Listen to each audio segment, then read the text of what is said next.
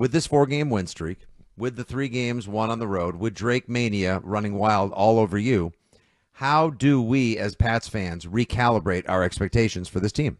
Well, I think you're at the point where it's going to be a disgusting disappointment if they don't make the playoffs. Like the way they are playing on, all phases of there's not one area where you're, other than depth, and I reserve the right to say, if the team looks nothing like this come November and December, and all of a sudden you're missing 3, 4 starters, 5, whatever. But assuming they stay relatively healthy, they should make the playoffs. They're playing really good football. They have a light schedule.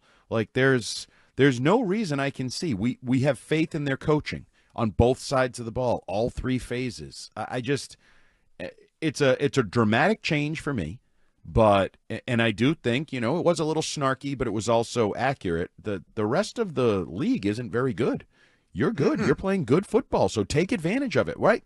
Maybe Vrabel was way ahead of the curve. Remember in January, he said they want to be able to take advantage of losing football. They're taking advantage of losing football and loser teams and loser organizations. That's like the first part of their success. Now, you're going to have to do more than that in some of these games, and I don't totally pencil in every victory. Like, I don't think Cleveland, we'll get to that a little bit later, is a game where you just say, oh, you'll smoke Cleveland. No problem. I think they can make you, Myles Garrett himself could make you have plays that swing that game in a bad direction.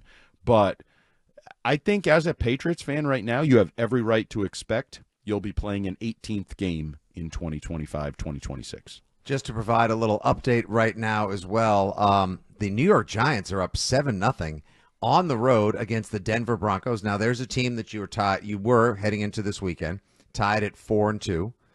They were vying for first in the AFC West. You, of course, sitting now with a legitimate half-game lead and the tiebreaker over the Buffalo Bills. If the playoffs started today, you would be as of right now, folks, you would only be the 2 seed because the Colts are taking it to the Bolts right now in Los Angeles, where there is no home field advantage to be found for either of the 2 Los Angeles-based teams.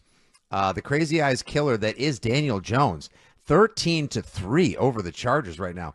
Andy, the Colts, the Colts are legitimately remarkable. Like I gotta say, we didn't see this coming for the Patriots. In our best case scenario, this is how things would have worked out given their schedule in a rapid-fire development of everything Vrabel, Josh McDaniels, and most especially Drake May. Did you ever see the Indianapolis Colts being juggernautish?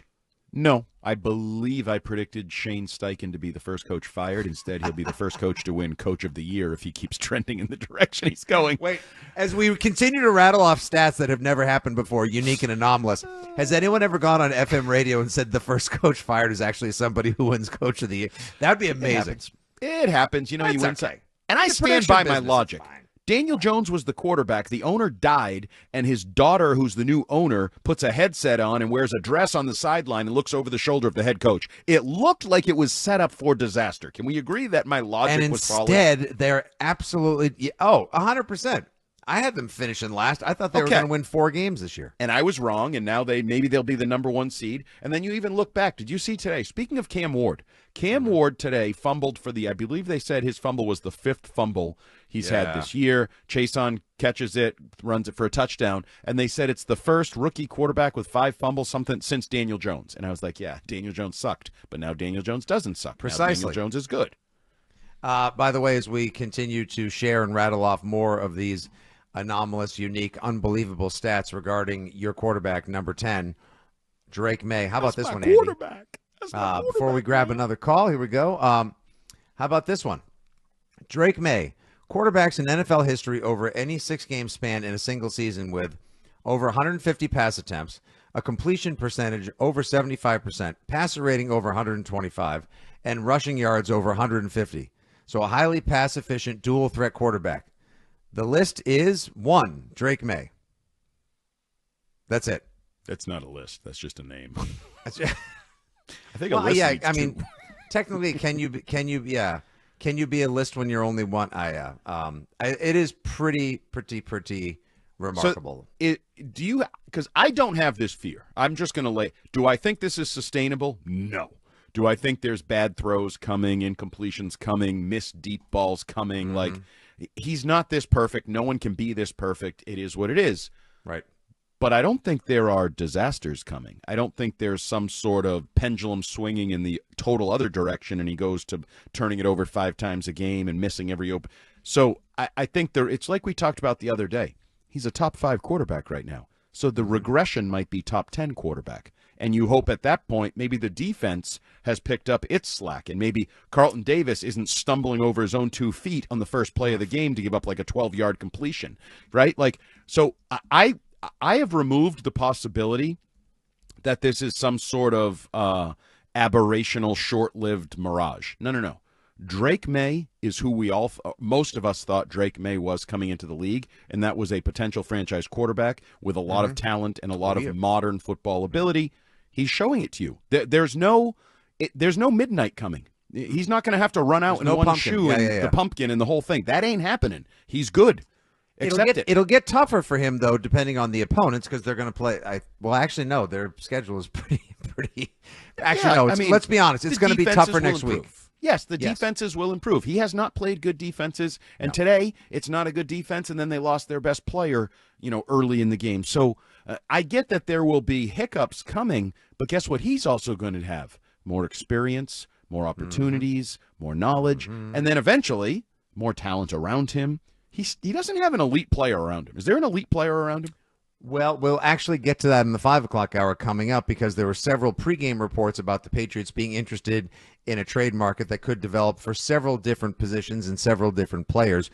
We'll try to gather from you and, of course, the listening audience as well here on WEEI 6 Rings Postgame Show. What is the greatest position of need, and which of these players you'd like to see them go after? But first, Andy, a quick call, and then we will flip it to the 5 o'clock hour. One of our favorites here on the Postgame Show, Jay's all the way down in North Carolina. What's up, Jay? Hey guys. Let's a statue to Drake May. Let's pump the brakes a little bit. The 31-13 wasn't against the Detroit Lions or the Eagles. When they can do that, the poop will hit the oscillating mechanism, and I'll be there to clean it up. I'll be impressed. But I'm hoping that the poop will hit the. Never heard it phrased that way before, Jay. Good work. Anyway, none of these teams are going to be pushovers, and I thought Tennessee would play over their heads because of losing their coach, and they did for the first 10 minutes. But then again, the Patriots, I heard Mike Vrabel's old coach, do your job, and they did. But what about the offensive line giving Drake May a little more time? I don't want to see him scrambling. No, the offensive line definitely did a better job run blocking today. Today, they didn't have their best day pass blocking. He was sacked. Jared Wilson sucked. He wasn't good. Jared Wilson was horrific today. Andy, do you wonder maybe if the team wouldn't be better? He's gotten some seasoning. He is a rookie. He'd only started 1 year in college, that at center, all of 12 games. Center is his more natural position. I wonder if they wouldn't possibly be a better line right now if you made him the super sub either at center or guard and put Ben Brown back in at left guard. Yeah, that is the common theory floating around on social media, and after today, it's hard to disagree with. I know they like his athleticism, and they probably are of the mindset that they're investing in a young player, that it'll pay off getting him these reps, and there may be some struggles, but, as he learns the position and gets more experience, it'll pay off in the long run. I thought he really, really struggled today. Now, and I didn't notice it as much, but our buddy Mike Giardi was like, yeah, not a great day for Campbell either. Maybe I'll have to go back and watch a little bit more of that. So, yes, the offensive line absolutely can be better, but that's one of the things I'm saying. If they're better and Drake May takes a little regression, well, maybe now he has a little more time, and that helps him do his job. So that's where I think all of it can come together.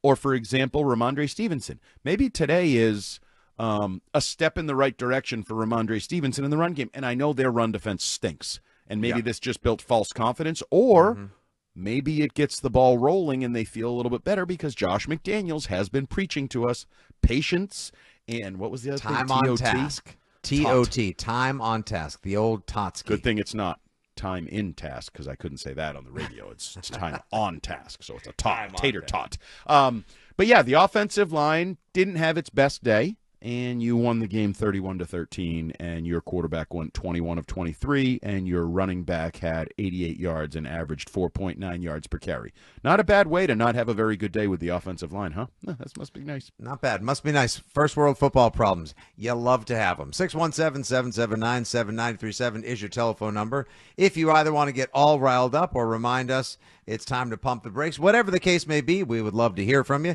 Heading into the 5 o'clock hour, where we will examine a potential trade market for a number of different players the Patriots could look into. A couple of pre-game reports out there on the interwebs as well. And we know that Drake May is now a legitimate MVP candidate, despite what the Adam Schefters of the world may say. What does that guy know? He'll change his tune this week. We'll talk to him on Wednesday. Andy said it would be, I think, a disgusting disappointment if the Patriots didn't make the playoffs. So honestly, at this point, strong when you say it. It does. It comes across right. You said it. You just let it slide right off the old tongue. And when I say it, it's like, oh no, he put on like throwing to commercial host voice. Now it's pretty. Now it's intense. Andy said it'd be a disgusting disappointment if they missed the playoffs. Are they more than just a playoff contender? Do you really think that this Patriots team could be a Super Bowl contender? It's all on the table. It's all up for grabs.